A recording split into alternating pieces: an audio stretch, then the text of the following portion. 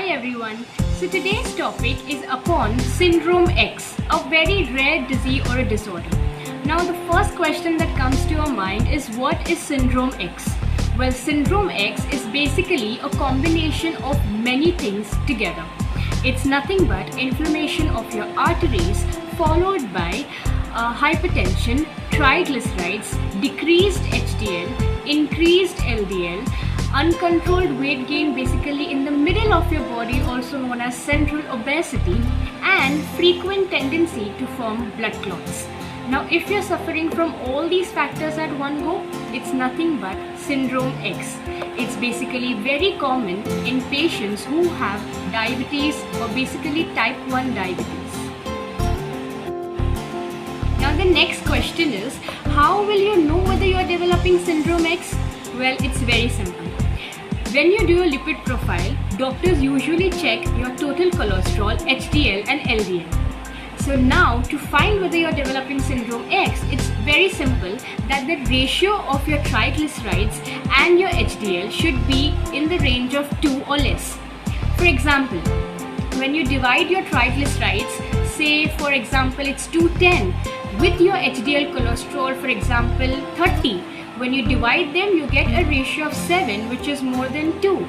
This is an indication that you are developing Syndrome X. Apart from this, if your BP is consistently raised or your waistline increases day by day, this is also an indication that you are soon developing Syndrome X. Now what is Syndrome X? In simple words, Syndrome X is nothing but a cardiovascular damage. In today's era, we all eat a high carb, high fat diet. Now because of this, patients or individuals who are prone to insulin resistance, they produce more and more insulin, and over the years it leads to serious health problems, especially it's common in diabetics.